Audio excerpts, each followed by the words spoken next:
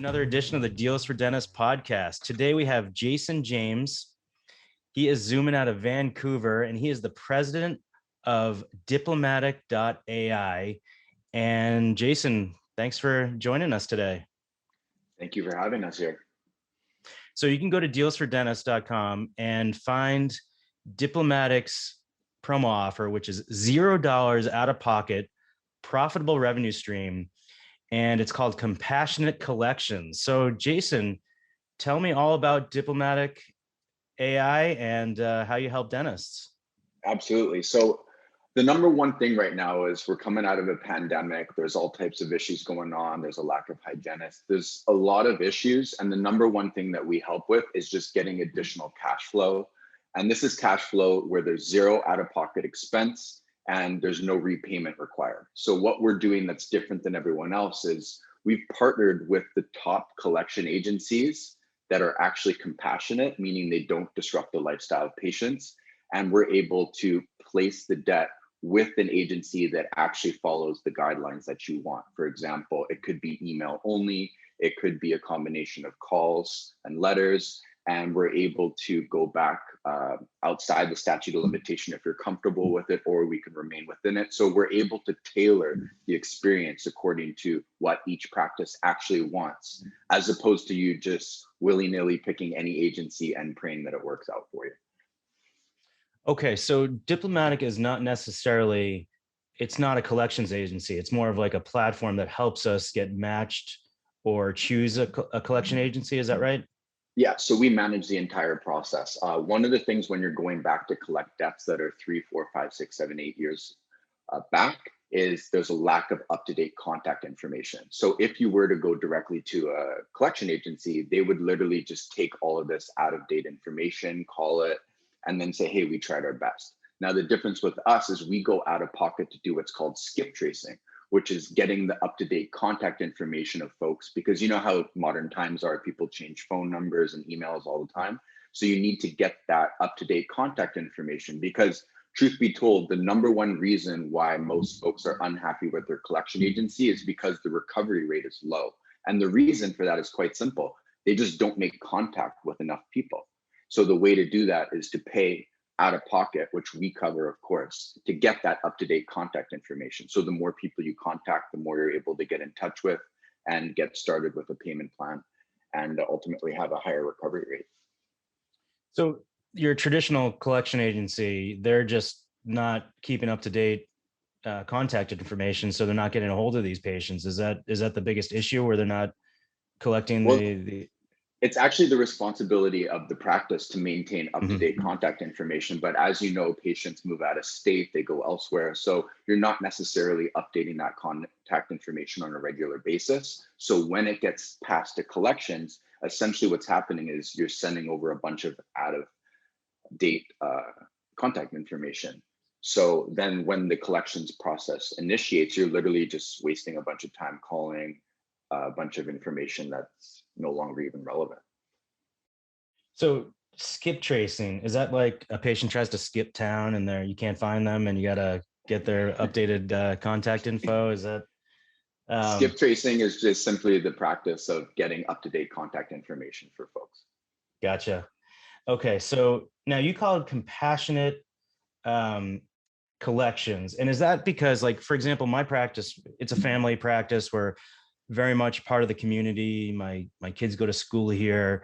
I see patients in the grocery store, at Trader Joe's, at the restaurants, and I want to keep that relationship going, and I want to keep a good rapport with these patients. Is that why it's called compassionate? The reason it's called compassionate is because there's a couple different approaches to collections. For example, if you're going after a commercial account, like a vendor that failed to supply you with what you paid for, you might be inclined to be more aggressive because you're upset that you paid for a product or service and they failed to deliver it. But when you're talking about patients, right, like the ones you may see in your community or church on Sunday, you want to be compassionate in the sense that they did come in, you did provide them care and treatment, they do owe you this amount, and then they failed to pay. So there's a couple different approaches. If you send them to a nasty collection agency, they will call, they'll hound them, they'll be very aggressive.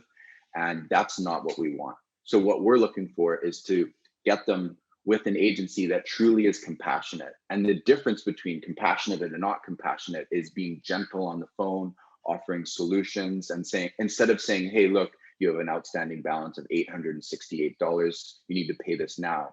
We would say something to the effect of, hey, are you able to cover the full amount today? And if they say no, which happens most of the time, you'd say, hey, why don't we do a split pay? Would that work for you? And if they say no, that's fair too. Then we can say, what can you comfortably afford on a monthly basis? And if they say, hey, look, with my fixed income, I can only do 150 a month, then we just get them on a payment plan that does not disrupt their lifestyle. And that's how we allow patients to maintain their integrity and their lifestyle while satisfying their obligation to you. So I could be like, hey, listen, I saw you at Abe and Louie's last night eating like $100 steak, like, and you owe me $1,000. Come on, let's make this happen. So you can actually put them on a payment plan. And is that like a 12-month, or is that customizable? How does that work?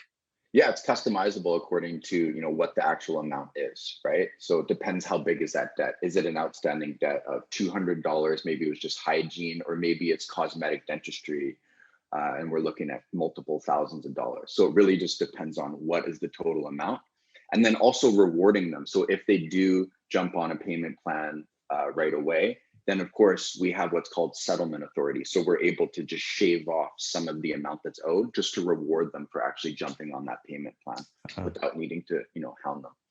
Okay. Yeah.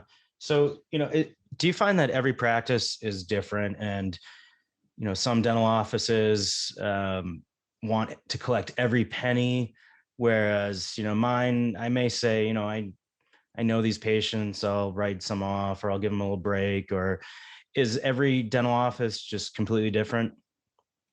We kind of notice it. I would place it in two different schools. So some of them are quite aggressive, and they say, hey, look, I provided these products and services. My overhead is really high. I need every penny I can get. And then there's more of the compassionate side.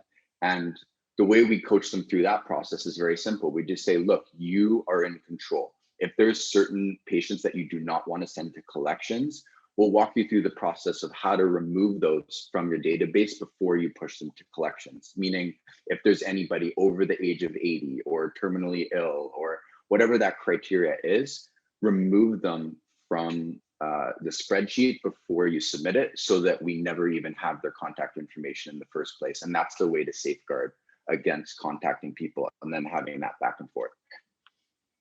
So what does it mean when you call yourself a second placement AR recovery program? Great. So second placement. Okay. So first placement is when you send your accounts to the initial collection agency. So let's just start from the beginning of the process.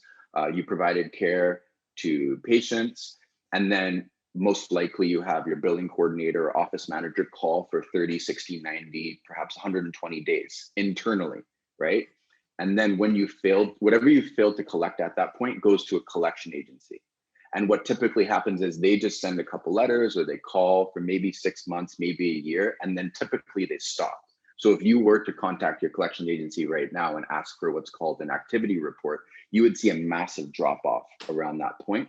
So second placement simply means that you've already placed it once with the first collection agency. You're probably sitting on hundreds of thousands, if not millions of dollars of old accounts receivables going back, whatever the statute of limitation is in your state. So that amount that you failed to collect after already passing it to collections, that's the second placement, meaning it goes to us after you've already placed it once. Now you're on the second placement. Does that make sense? Yep.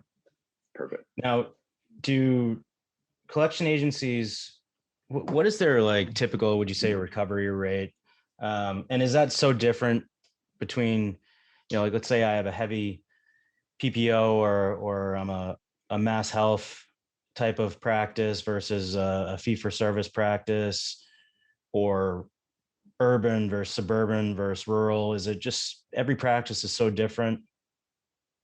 Absolutely. So there's so many factors that come into play.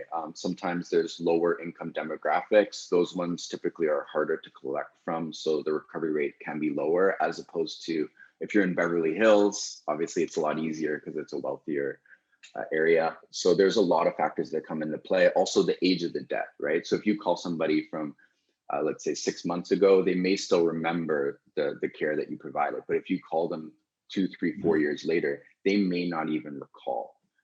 And then you have to jog their memory. You need to provide the supporting documentation, whatever patient responsibility claims you have, and producing that documentation then jogs their memory. And, that's how you're able to help move them towards a payment plan and get a higher recovery rate. Yeah. Oh, that's right. Yeah, I owe you for that implant you placed. I owe you that $1,000. I forgot about it. Yeah, sorry about that. Just Yeah, slipped my mind for the last few years. yeah. Yeah. Now, I imagine that with we have 2 PPO in network plans, and it just gets so confusing with write-offs and coverage and annual maximums, and a lot of times there's miscommunication with patients, and I think that's where a lot of these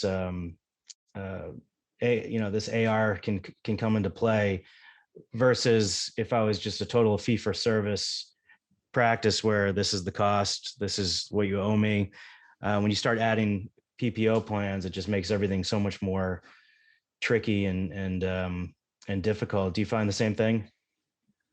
We stay independent of that. So that's up to the practice to figure out what their situation is with insurance. And typically, since we're second placement, we start the process where you've already kind of tried and failed with insurance. You've already recoded, resubmitted, and you're just at that point where it's a patient responsibility claim, right? So all the things that you're talking about happen earlier in the AR recovery cycle, and we're there to kind of clean it up at the end. What happens if you just can't get a hold of someone and they just let's say they owe me, $500, and I really want to collect that money, and you just can't get a hold of them? What happens then? Do you send like Soprano style, like some baseball bats to collect, or how does that work? Those days are over. Yeah. Yeah, especially with Biden Harris, that administration would not allow for anything. Yeah, it wouldn't happen. Yeah. Yeah, so the key is to get the proper up-to-date contact information in the event that you can't get that information. I mean, there's not much you can do if you can't contact folks. But the key with compassionate collections is just to be persistent.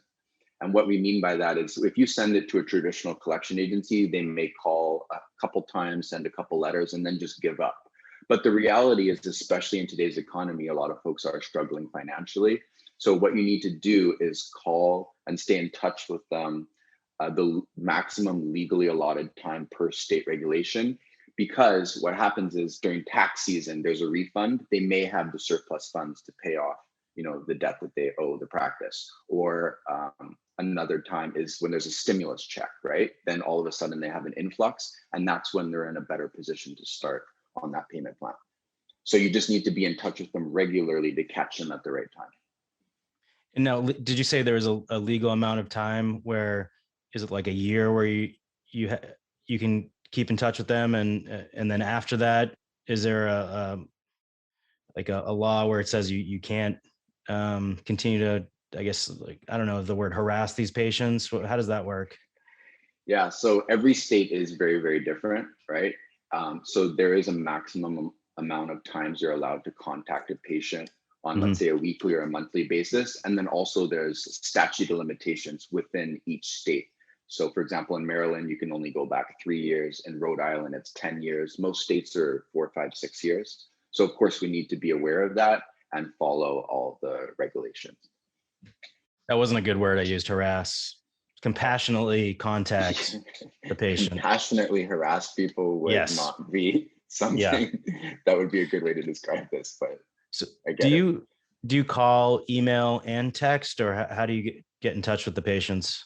Great question. So that goes back to what makes us unique, right? So a lot of practices, they'll say, look, I really want you to be sensitive, and don't even call them. They're going through a hard time. So in that instance, we would just do perhaps an email only approach. So there's certain agencies that specialize just in doing a digital approach. And then there's other practices that say, hey, look, I would really prefer if you went the traditional route, which is more along the lines of calling, sending letters, credit reporting, to gently nudge them towards making a payment plan. So it really is at the discretion of the practice to decide how aggressive they want to be in that approach. And we are there to listen to what they want. Okay. Yeah, because I just personally, if I see a strange number, I'm not answering the phone. I'd rather get an email or Mhm. a text or but um, why would you? I read on your website your white glove. What does that mean? Being white glove service? Great question. So typically, if you just call a collection agency, they're just going to tell you any old thing, kind of like a marketer, right? They say, "Oh, I specialize in helping realtors," and that might not translate to helping dentists, right? So same thing with most collection agencies. They're just happy to get the business, and they're going to tell you any old story just to land your account, just so that they can make those first few calls and send a couple letters and catch the lowest hanging fruit. And then they do what's called shelving your account, meaning they just disregard it essentially. Hmm. With us, we're here to be very compassionate and actually give you the experience that you want. Going back to what you were saying earlier, you might see folks in church or in the community, so you might want a gentler approach. So the whole thing is having a consultative white glove approach means that we're able to ask you, what do you want? How do you want your patients to be treated? Would you prefer an email only approach? Are you okay with calling? Are you okay with credit reporting? Would you prefer not? So we just go through this process to make sure that your philosophy at your practice aligns with how you want these debts recovered for you. So if I wanted to, have the patients, you know, can I ding their credit? Let's say they're just not answering. They owe a lot of money. We have the right contact information. How does that work with their credit? Does it depend on how much money they owe, or how does that work? So if you are interested in credit reporting and you just told that to us right up front, we would say, okay, great. So we work with a compassionate agency that does credit report. And typically that happens around month 2 or 3, because in all fairness, you do need to give them a chance to do what's Mm, right. So a couple phone calls, like you said, you don't answer the call because it's anonymous. So we do leave voicemails. And then after getting called several times, you will notice, hey, something's changed here. Maybe I should respond to this. And they have several months before you escalate the situation to credit reporting. okay. Now, would you say your mission is to help dentists and dental offices with their cash flow and just collect money that they're owed? Because after COVID, our overhead went up, our wages were the same, but our productivity is down because of capacity issues. So just collecting every dime that we can and getting that cash flow is so important for us. Would you say, is that your mission? Yeah, so our official mission is actually to get $100 billion back to healthcare providers, lenders, and businesses by 2024 without anybody going out of pocket. So when we went back to the drawing board, we were trying to figure out what are the ways that we can get more cash flow to practices without any objections. Obviously, there's no price objection because we never even need a credit card on file. We never send you an invoice. It's always us paying you on the 22nd of every month, period.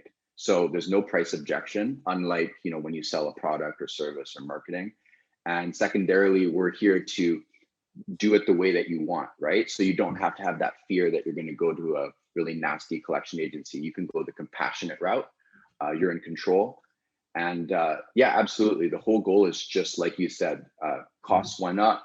It's very hard to retain staff right now. There's a lot of issues, and having this extra cash flow coming in on a monthly basis where it doesn't require any extra work, no out of pocket expense, no repayment, it really is a blessing. And it warms our heart to know that we're able to make a positive contribution financially to practices. So you said on a monthly basis, does that go like immediately into our checking account, or do you send us a check? How does that work? Yeah, so we just wire you on the 22nd of every month, a Okay. percentage of what's collected in the previous month. Okay. So yeah, I mean, as dentists, first of all, we weren't taught any of this in dental school. We I know get it. fillings and crowns, and we don't want to be dealing with this. We work hard and we want to get paid for our work, but we also don't want to ruin that patient relationship if they do owe money. If they're a good patient that maybe they're going through a hard time or whatever it is, we don't want to ruin that relationship, and we want to keep them long term and have them refer their friends and family. So there's a fine line there where, yes, we want to collect what we're owed, but we don't want the patient to leave the practice. So I think this is a great thing that you're doing. Thank you. Um, so as an entrepreneur, what advice would you give to young dentists or just young entrepreneurs out there? Well, our expertise is purely on the AR recovery side. So one of the things that I would say is make sure that you have your paperwork in order, because if you're not able to provide the supporting documentation, then if somebody disputes the debt, you have 30 days to produce that documentation to say, hey, yes, on this date, you got this care or this treatment. And if you fail to produce that, it invalidates the debt. So first of all, make sure your paperwork is in order. Work with the practice management group to make sure that your paperwork is as it should be. Secondarily, have your front desk staff call internally. Just stay on top of it, because the recovery rate on debt within the first 30, 60, 90 days is infinitely higher than when you wait, right? So make sure that you have a very, seamless process where you have protocols in place for your staff to take care of it. And then what I would say is, work with somebody that you actually trust that's going to get your debt placed with an agency that actually listens to you and your mantra and your culture of how you want your practice to be. Because the worst situation is if you just randomly Google a collection agency, you send it to them, and next thing you know, you have patients upset and calling, and then they're not rescheduling. That's the problem that we're solving, is making sure that they're placed with an agency that is very compassionate. If for whatever reason you want to remove somebody, it's literally just a phone call, or you can go into the portal and just say, hey, look, this patient, just remove them from collections. And it Mm-hmm. happens immediately, right? So having that open line of communication is incredibly important. Now, what would you say the collection percentage is? 30, 60, 90? Is it like an inverse relationship where, after, 30 days, within 30 days, it's a 90%, and then you get to 60 days and it's 60%, and then 90 days, like 30%? What are you seeing there? After you get to 90 days, is it really difficult to collect?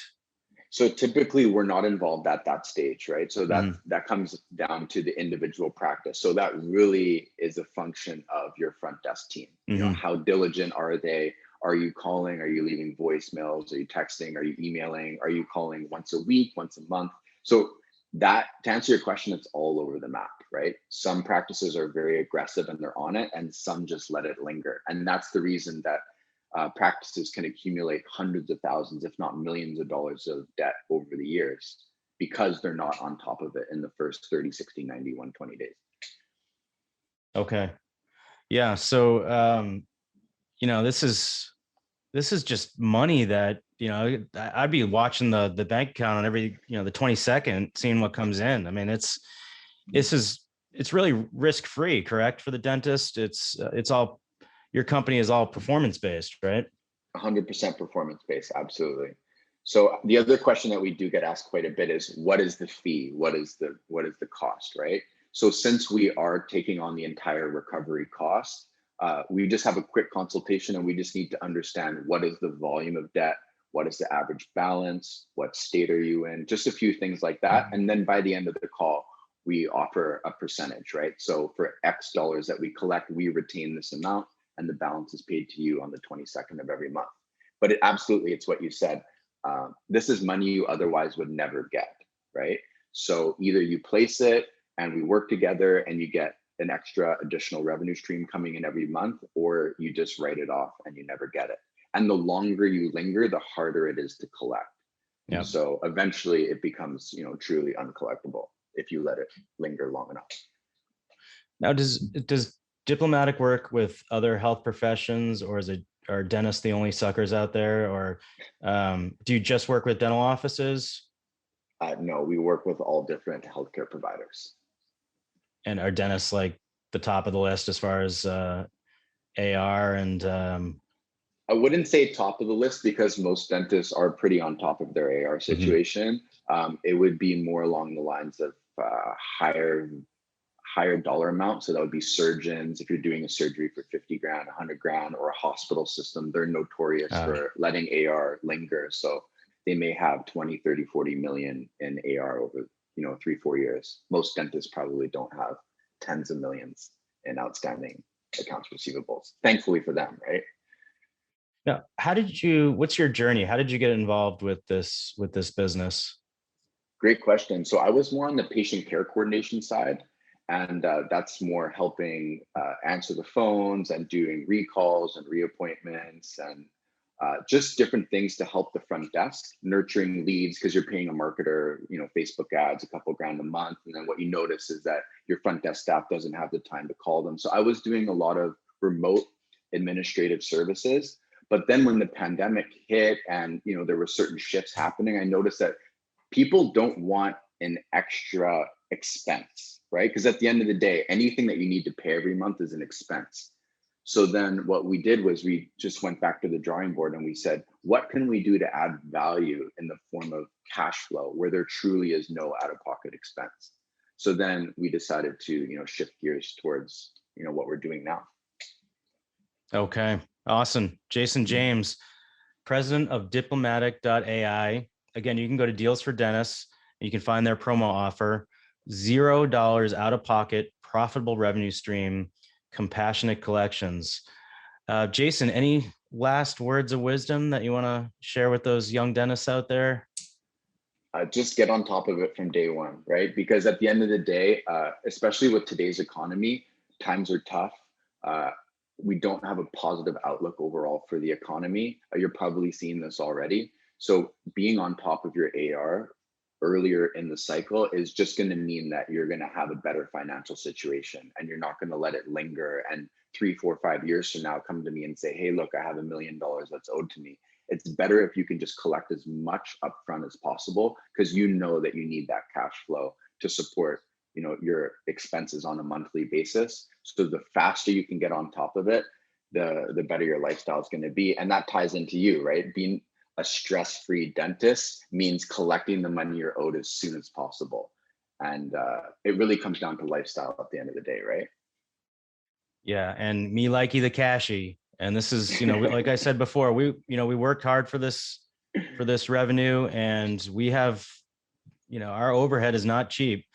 And this is money that you're owed. So like you said, keep on top of it, and keep, everything well documented. So Jason, thanks so much for joining us. Let's be in touch. Absolutely. Thank you very, very much. All right. Take care. All right. Thank you.